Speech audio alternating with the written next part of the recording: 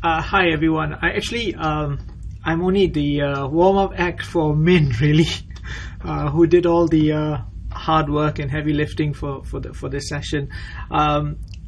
So I think I'll let Min just start the share screen if you don't mind, because she doesn't trust me to do these things. All right.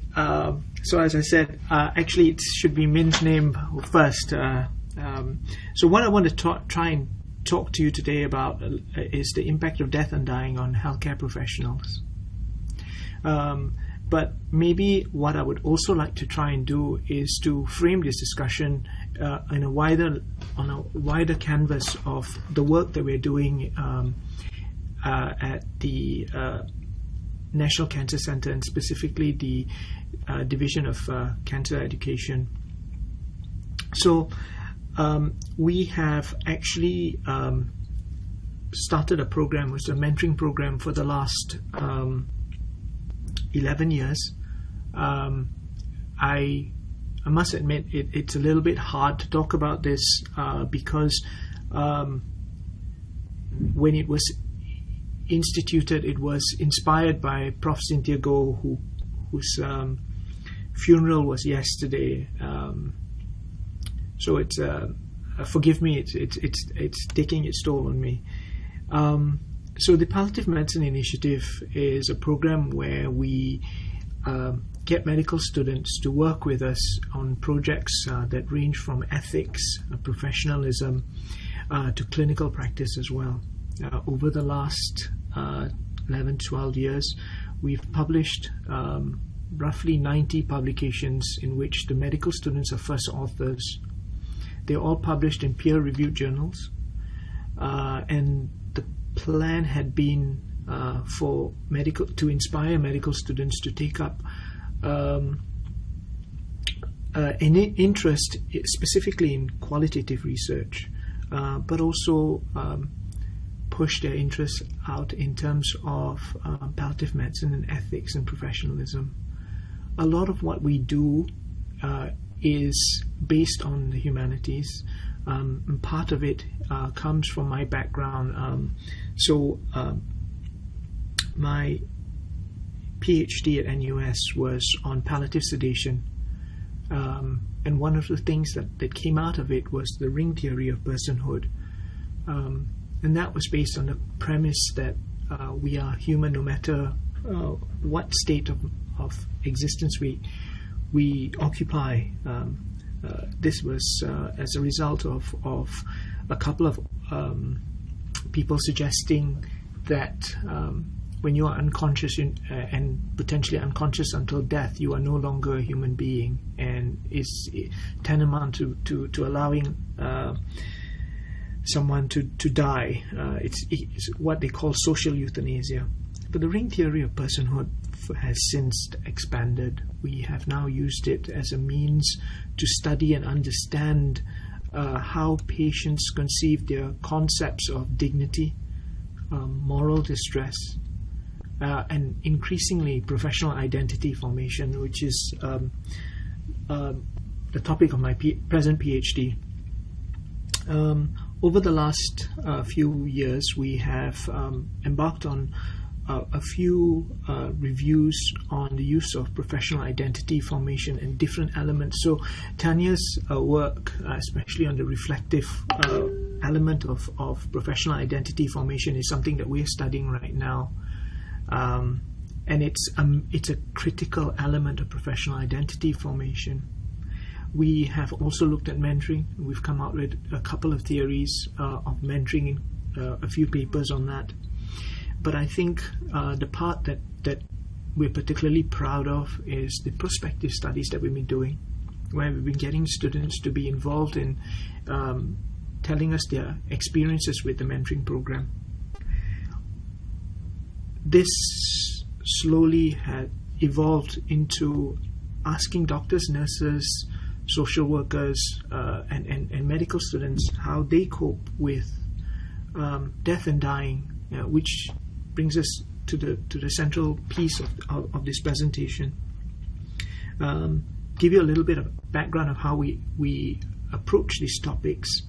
These are some of the publications that we did as baseline to creating our semi-structured interviews. So we went into death and dying in intensive care units, and then impact of caring for terminally ill children on physicians.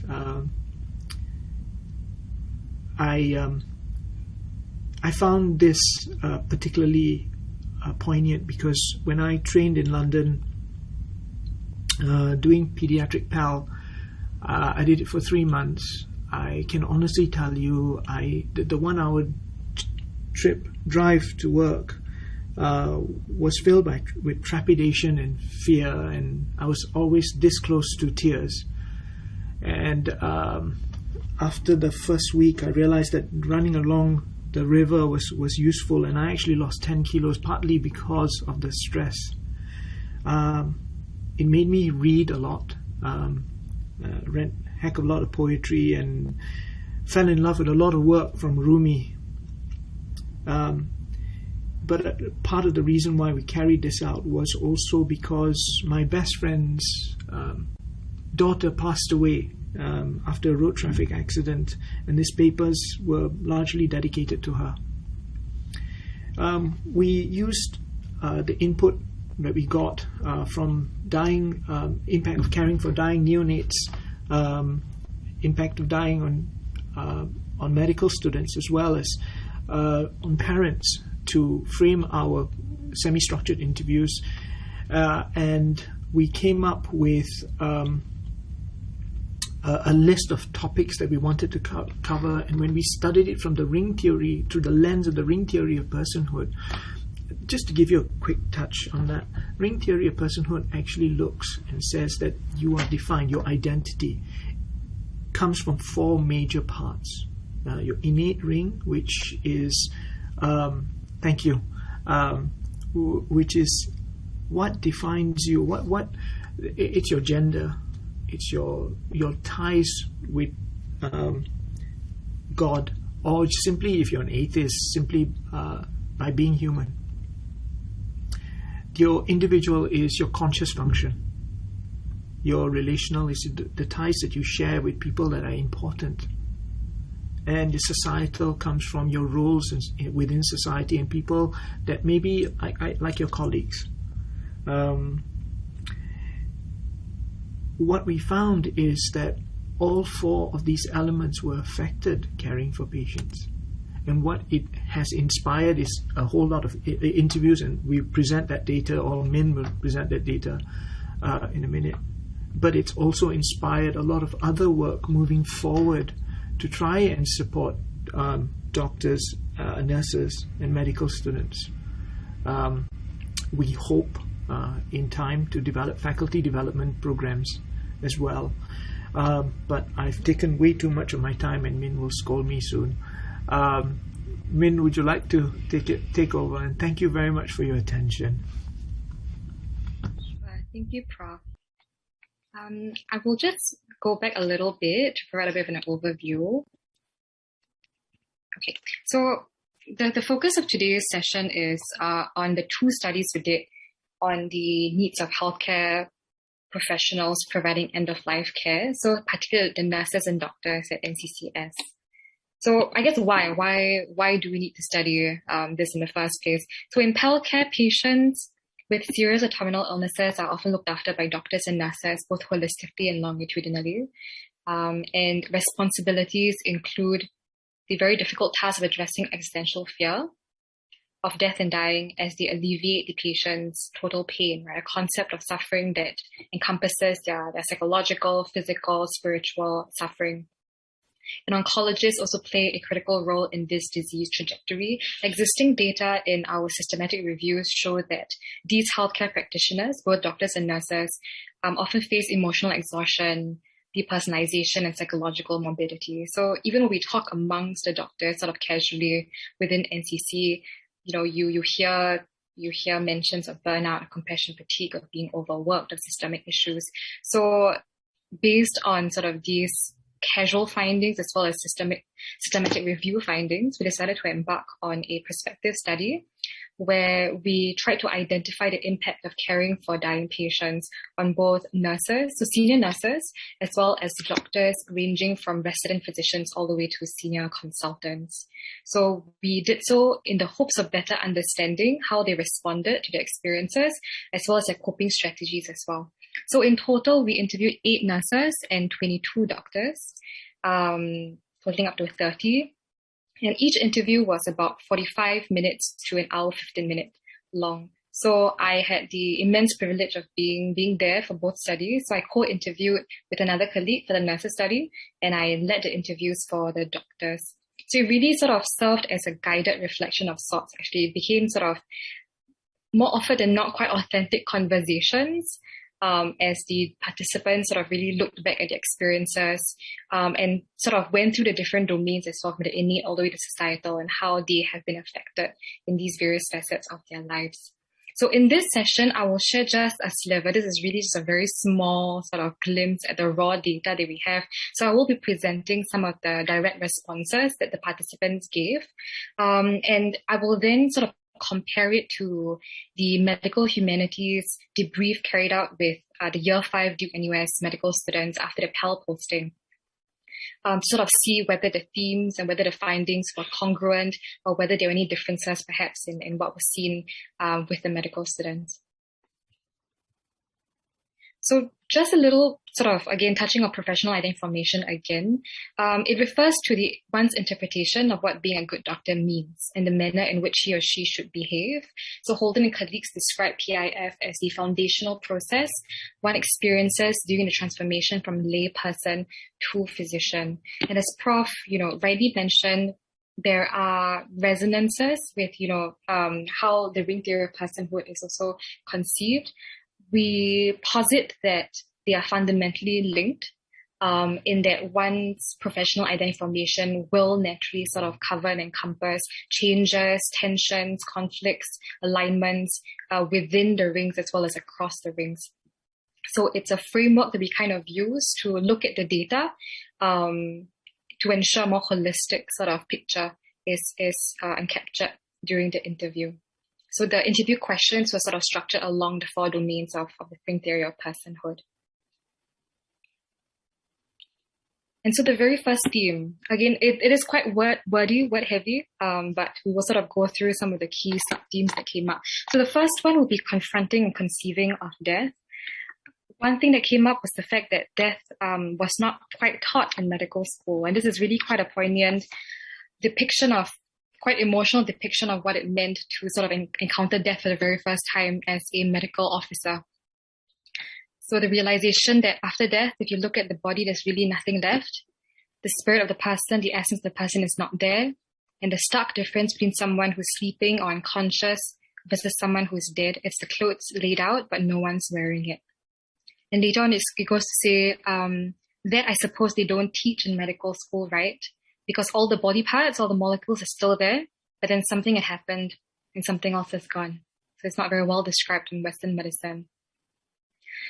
Death is also conceived of differently by different people. So one noted that it still goes against the grain, right? That we are hardwired to survive.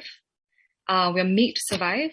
So the very acceptance of death and dying is very difficult for us, and it's not a natural thing. Whereas you do have other participants who accept this is the cycle of life, it's part and parcel of life, and that there's no pattern to it. So even the young may die, which is something that some of the participants had difficulties wrapping their heads around. This concept that, when sort of treating cancer patients as well, you do get quite young patients coming in. But they do note that they try to make peace with it. Other sub-themes that came up was fear. So again, on the level of the innate ring, the human features that they share with their patients, especially when the patient is of a similar age to them or their family members, sort of really struck fear in their hearts, sort of foreshadowing a sort of common fallibility, the fact that they may similarly follow the same disease trajectory sometime in the near future. Other participants took to legacy planning, so they took action. And some started to mentally prepare subconsciously or unconsciously that, every time, that when you see these dying patients every day, you definitely have no choice but to think about your own death as well.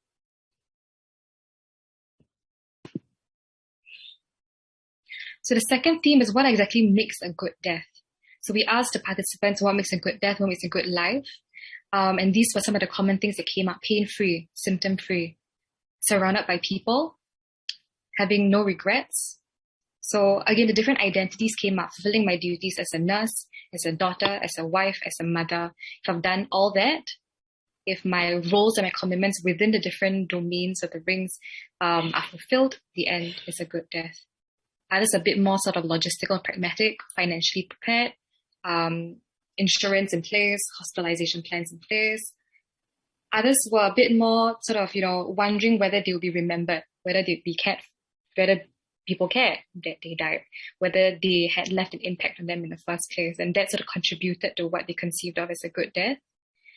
And another that constantly comes up when I talk to the participants is the notion of acceptance. So a lot of family members, time and time again, it comes up. Family members are very resistant to accepting and to letting go. And this makes it very difficult for the patients. It makes it very difficult for clinical decision makings to go smoothly. Sometimes collusion happens, and it makes for a very difficult end for the patient.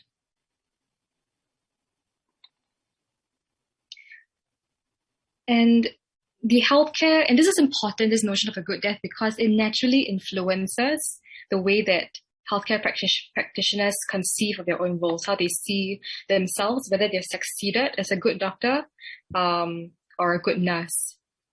So some of the roles and duties that came up for an oncologist, he mentioned that if you're coming to see a med onco, let me help you at least prolong your life. And this was an approach that he felt sort of time and time again he kept coming back to, even though perhaps professionals and other specialities would have a different sort of care approach. So a healthcare physician noted the importance of holistic attention to suffering. So again, which ties back to the very concept of palliative care, right? Total pain, caring for the various sort of very diverse elements and factors that come into play at the end of life and suffering. So being able to help maximally. One sort of commented reflected on the fact that you only get one chance. Right? With this one patient is the end for them, and you don't have a redo. And that naturally comes with a certain pressure, certain expectations that they're also fearful as to whether they're able to fulfill or not. And I think this burnout sort of response was interesting because it is a bit contentious, potentially. Is burnout necessary? Right? Yes, I've been burned, but you need to be burned to better understand yourself. Right? And this means, physically suffering, lacking sleep, lacking low attention, fatigue, psychological symptoms, anxious, edgy, irritable, spiritually disconnected. It's like failing, but you must fail a few times. And is this how burnout should be understood, right, by healthcare professionals? Is it just a necessary part of the career? Sort of a job hazard, if you will. Another theme would be conflicts. So many conflicts sort of emerged, those within themselves and those sort of with other people. So within, you have things like exhaustion, apathy, compassion, fatigue. Right? I was an empty vessel, no spare emotion. Didn't have that compassion. I just couldn't give. There was nothing left to give, essentially. There was also guilt for feelings of incompetence, the need to try harder for the patient, and also guilt because of conflicting commitments, the ability to fulfill, the role of mother, and the role of doctor, how do you sort of juggle and balance both? When it comes to conflicts with others, this may come in the form of conflicting values with patients, right? So a Muslim interviewee, for example, had difficulties initially sort of coming to terms with the patient wanting to go to the casino, right, as a last wish. I think this same interview also mentioned coming across patients with the same religion as them, but having very different understandings of suffering. That suffering was, something that God had sort of cast on them, and it was a necessary process to go through. And so they were sort of refusing any sort of painkillers and pain relief. And as a nurse, who saw her duty, to care for in the best capacity, as a professional, she found it very hard to reconcile when she knew that she had the capacity to help, if allowed to. So some other conflicts would also be with other professionals in the multidisciplinary team. It could be the family members. It could be with their own family members at home, because they're bringing home stressors and they're bringing home, fatigue from the workplace. And the last point would be coping strategies. So many coping strategies were mentioned. Some of them were good strategies. Some of them were maladaptive, right? Not so great. So the one thing that really helped physicians and doctors, physicians and nurses, was reframing, right? Reframing, recognizing that ultimately they were human after all, and there was only so much they could do as a physician or as a nurse. So, for example, the first quote, right? I'm the gardener, but I can't change the season. So I have to work with what I have. Sometimes the winter comes early. Recognition that they need not put in their 100%, that it wasn't their duty, their responsibility to put in their 100%, that it's patient care is meant to be a shared burden. It's meant to be a shared task, and delegation is necessary for self-care. Use of other ways of coping, with avoidance. You have writing as a cathartic act, and you have going for sort of institutional interventions that were recommended to this particular interviewee, going for a grief and bereavement talk to cope and gain closure so as to better support patients, better grieve for their own patients. So these are the sort of 5 key themes. And again, as you can imagine, with 22 doctors and 8 nurses and 45-minute, 90-minute interviews, there is a lot of data. And this really is just a very small glimpse of what we managed to collect. But I do want to bring our attention to the Duke NUS Palliative Care Posting workshop debrief session led by Dr. Jamie, Dr. Ong, and Dr. Lalit. So I came in as a facilitator only quite recently, the last few months. So I've sat in for the sessions, and I've also helped sort of facilitate some of the sessions. So this sort of a good death workshop, a debrief session, takes place at the end of the Year 5 Duke NUS Palliative Care Posting at NCCS. So it's a week long. This happens on a Friday. The students consist of about 6 of them. They come online to Zoom, and they would watch our screening of A Good Death, which we were given permission to by the estimate. So A Good Death, just a brief sort of overview of what it is. It's a one-woman play. It's a local play, Singaporean playwright, director, as well as actress. The play was originally staged in the Estate as part of the Between Living and Dying festival. It's an hour-and-a-half show with a 30-minute Q&A session at the very end with the director, playwright, and actress. So the play follows Dr. Leong, who is a palliative care doctor who works at a hospice, as she journeys with patients of different temperaments and different desires during their final days. So the doctor finds herself asking the question, what truly makes for a good death? What is a dignified death? And on whose terms, right, is a good death provided for? And this one-woman actress inhabits and seamlessly transitions across various characters. So she probably plays over a dozen characters. The doctor, another doctor, the music therapist, the activity coordinator, the patients, the caregivers, the family helper. And this play is actually the performance is the fruition of a year-long research shadowing that the playwright had done with palliative care doctors, including Dr. Jamie. So there was a lot of consultations with local pal care doctors to ensure that the content, the presentation, the dialogue, the gestures were as accurate as possible, as relevant and realistic as possible to the local setting. So Dr. Jamie herself says that it's a very good representation of what's really happening in the wards and what's happening in the hospices. And so the playwright did follow and shadow along in the hospice, as well as the hospitals and in some homes as well. So what was very interesting was that the same 5 key themes emerged, amongst others, and emerged very clearly in this play, which really speaks to the sheer applicability and appropriateness of this particular play as a literary resource for greater conversation with medical students on what it means to care for the dying. So I very much agree that there is a tendency towards leaning towards Western resources because they're more established, there are far more of them, and it is quite difficult to sort of pick and choose relevant and suitable local materials. So this is a very good option to consider if anyone is sort of thinking of planning their own workshop as well. So this session actually wasn't designed based off the interview data, but as the facilitator on my end, it helped to generate guiding questions as I sort of, discussed with the medical students, things that I thought and believed to be relevant to them based on what they shared about their posting experience as well. And I think this is a very important conversation to have with the students because some of them mentioned that they had never encountered death and dying before in their personal lives. So they kind of step into the hospital, so they step into work sort of completely fresh-faced, not really knowing what to do. And there seems to be this sense as well that some medical students tend to think of the practice of medicine as curative, right, recovery-based. They kind of forget, or it doesn't hit them until much later that they do actually have to face death in their line of work.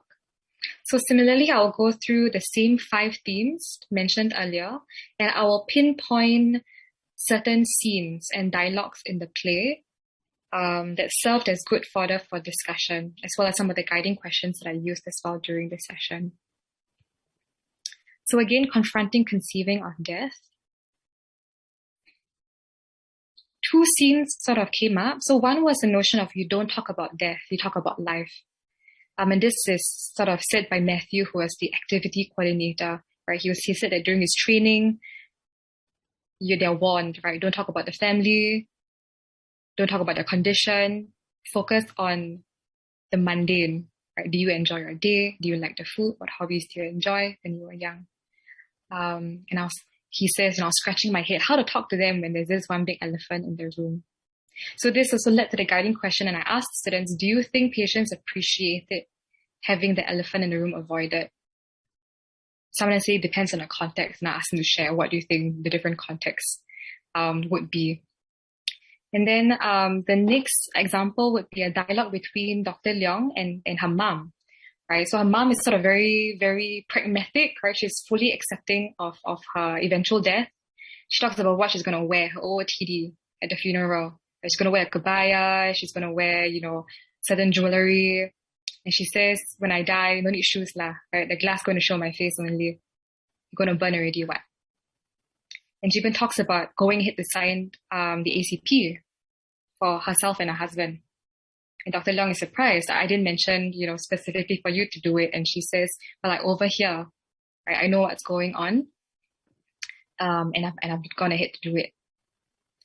So other questions that I sort of asked them as well is, do the medical students face difficulties talking about it, right? If they've not talked about it before, or do they personally feel like it's a bit taboo, it's a bit sensitive, it's inauspicious perhaps to bring it up to, especially to family members.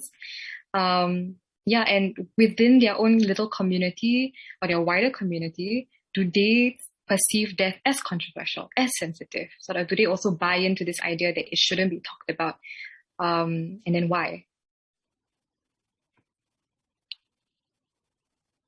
What makes for a good death or a not so good death? So Matthew sort of sings the praises of St. Michael's Hospice. It's a different world. It's like going to a resort. Patients love it here. They love coming here. It's a great place to die. Again, about pain, right? Pain comes up quite a bit. There's a conversation between Ms. Tan and Dr. Leong. Ms. Tan is in severe pain. She's barely able to speak, and she's extraordinarily angry and frustrated at her situation. And she says, don't pretend you understand. Do you have cancer? Are you dying? F off all of you and get lost. Never do anything for me, useless all of you, doctor. So what? So this is an example of a patient that was difficult for Dr. Leong to communicate with because she was in too much pain to communicate. She was very emotional. On the flip side, another example of a not so good death is when last wishes are not fulfilled. So Cik Haslinda is the caregiver, right? And for the longest time, she and her husband wanted to go traveling. When they found out that her husband was dying, she immediately said, okay, let's go and go on a holiday. But the doctor was like, are you sure, right? Are you sure you want to give up so fast? But all she wanted to do was pack her bags and say YOLO. But because the doctor suggested and sort of nudged and encouraged, don't be so hasty, it's not the end, they decided to stay put. But what she felt sort of very much afflicted by, frustrated by, was the fact that no hope was given, right? Why your face looks like it's the end? Where is the hope? It's not in your notes, it's not in your scans, where? So we waited, waiting in the hospital every day until we do not know what we're waiting for. And up to the very end, the husband was too sick to go overseas.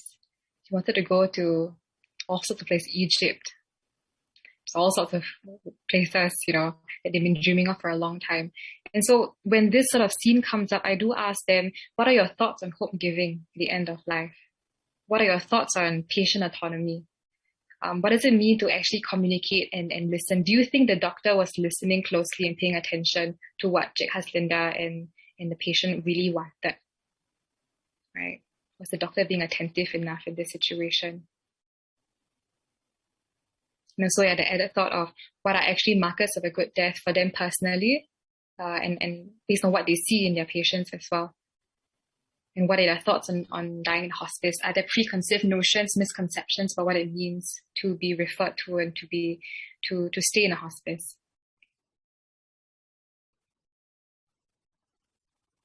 When it comes to professional roles and duties, one is to bear witness, and the other talks about conflicts between PAL and IM.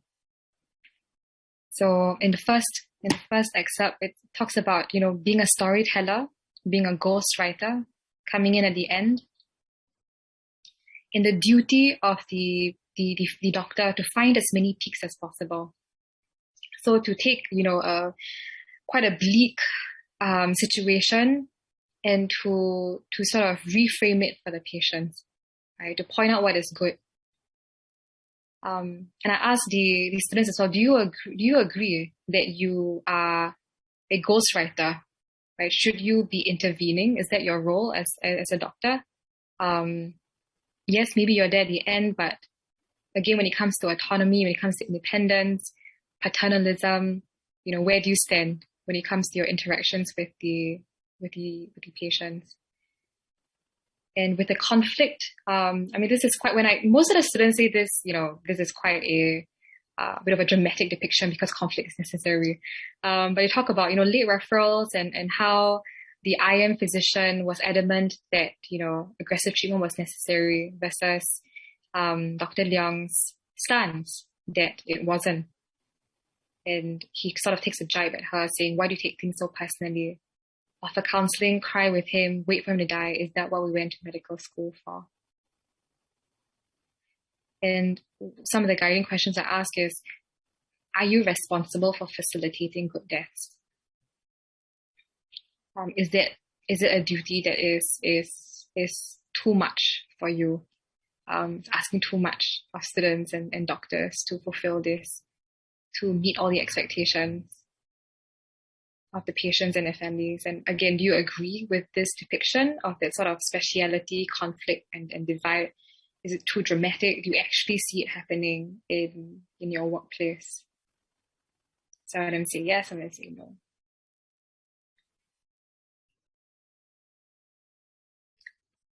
So this little monologue, I think it's very sort of emotionally fraught. Talks about a lot of the stresses that doctors go through. I'm just going to read it out once to sort of really get the full picture of it. I'm not ready. I can't do this. I can't do this. I can't.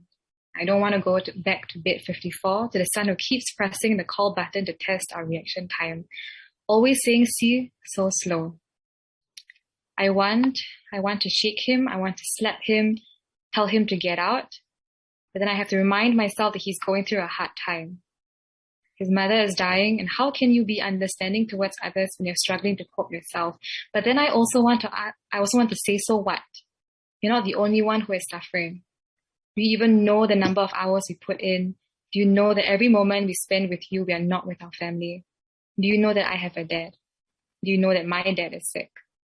I can't lose another person. I know I should be able to handle this because it's part of my job, but I don't know. I don't know what I'm doing here. I don't know what I'm doing at work. I don't know where I belong. I don't make anyone feel better. I don't have the right words or the right strategies. I don't even buy the right food. I didn't know because I didn't know Daddy. I don't know what he wants. So this sort of breakdown of Dr. Leong sort of points to various frustrations, various emotions, various conflicts that she's experiencing, difficulties with patients, the fact that she has struggled to balance, her professional and personal life, feelings of just professional incompetence and insecurity. And I ask the students, does this resonate with you? Does any part of this, speak to you? What internal struggles or external conflicts do you face when caring for dying patients and their families? So on to the very last part, coping strategies. So here Matthew says, sometimes you end up as their punching bag, but it's okay. After they let it all out, they feel better, then it's okay already. But as a punching bag, you must remember to get up, patch up all the holes, fill up all the cotton inside. Otherwise, someone else wants to use the bag as a pillow next time also cannot. And this is actually, I think, one of the only sort of coping strategies that was depicted in the play. And I always ask the students this, should you serve as a punching bag and pillow? And I think it makes for it's a good conversation starter as to what they feel their boundaries look like. So where do they draw the line? What constitutes abuse? Right? Is verbal abuse okay? Physical abuse? Are they aware of reporting avenues? And then what are their coping strategies? And are these sustainable? So the point of this reflection sort of debrief session is really sort of a space for them to find out for themselves and hear from others as well what it means to provide end-of-life care, what it means to interact with these patients and families and difficult colleagues. And again, there's no right or wrong answer. They share whatever they want to share. If they have nothing to say, they have nothing to say. That's perfectly fine. But I do believe that these conversations are important, especially at a medical school level, where they are still very new, still very new and still sort of navigating for themselves what their professional identity is, what it looks like, what kind of physician they want to be. And I think A Good Death really works very well as a play that incites sort of these conversations and these thoughts. So in the actual sort of session, we do ask the students to present. So we ask them to pick 2 themes, either themes that were pre-provided or they can come up with their own themes. And this is the list of questions which In-Kun has actually sort of crafted out.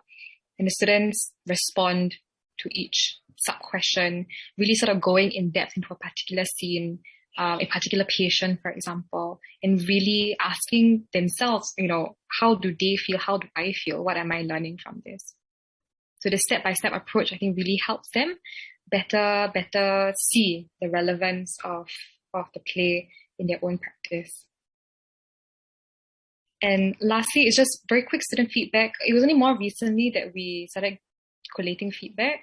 So the general gist is that it's a good play option. It's a good choice of material, even for those who have not watched plays and are not used to watching plays.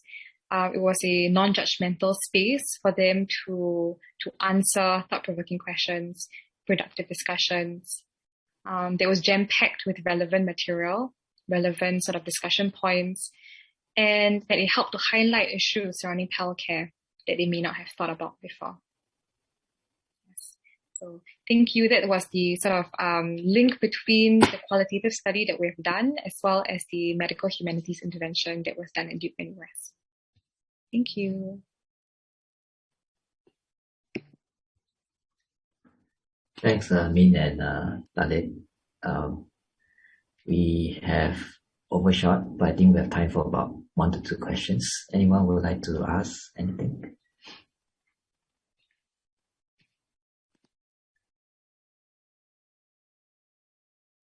Anyone?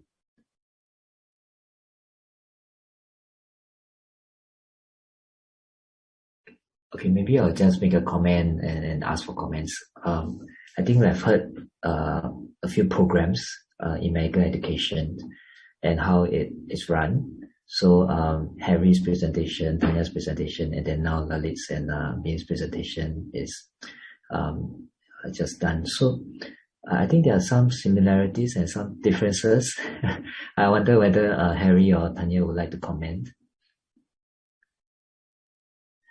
Okay, maybe I speak first. All right. I feel quite excited when hearing all these different efforts trying to also use drama materials for medical humanities teaching.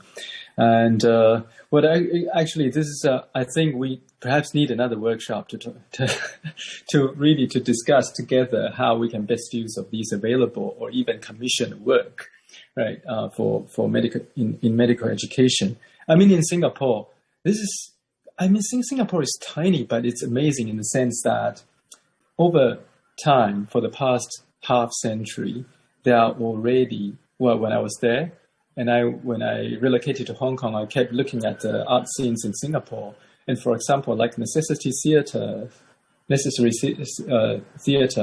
Haresh Sharma has written something very, very provocative and very worthwhile in looking at end-of-life issues, like it's called Good People. Gopal Baratham, who was a neurosurgeon, but he died in early 80s, right? And he wrote something also, I think one of his work called The Ultimate Commodity. That was amazing. I mean, so creative. Before Kazuo Ishiguro wrote Never Let Me Go, in terms of creating an ultimate commodity to prevent from the post-mortem organ transplant rejection and all the ethical issues around it. I mean, if we make good use of existing artworks, I mean, the art level of these works does make a difference, because if we commission an art piece just specifically for medical humanities education, then for me, it's kind of narrowing down our discussion. But if we can use existing artwork that are written or already performed by other people, I mean, these artists, they ask questions and they answer these questions in a very creative way in terms of looking at a broader context in terms of human condition, right? So I think maybe we can find another opportunity to really discuss about how to make good use of these materials, and maybe we can establish a bank that are specific to our own context, right? So yeah, this is just my kind of preliminary response. Thanks, Harry. I think one thing that came to mind when you showed that paper comparing China and Hong Kong and Taiwan, right, in terms of the humanities, was why was Singapore not on it? Yeah. Okay. No worries, just a thought. Tanya, anything else to add? Yeah, I was just reflecting on that play. I remember seeing it when it was showing in the Esplanade. Really, really impactful. And looking at the approach of the approach of watching it and having those critical questions, inviting students to reflect on the issues that come up. It kind of resonated with the approach that we have with the WIT film session. Obviously, contrasts in the the timing at which the resources were made, and the play speaking really from the clinician's perspective, whereas the film WIT speaks from the patient's perspective. But similar themes come up, and I think that this often in humanities we kind of use short clips to allow just reflection on a specific topic. But when you have the entire duration of the play or the film, that really allows the students to immerse themselves, and then that really critical discussion of all the issues that come up over a amount of time afterwards, I think you can get a much deeper reflective level from the students. I was really impressed with how you used it. Beautiful. Thank you.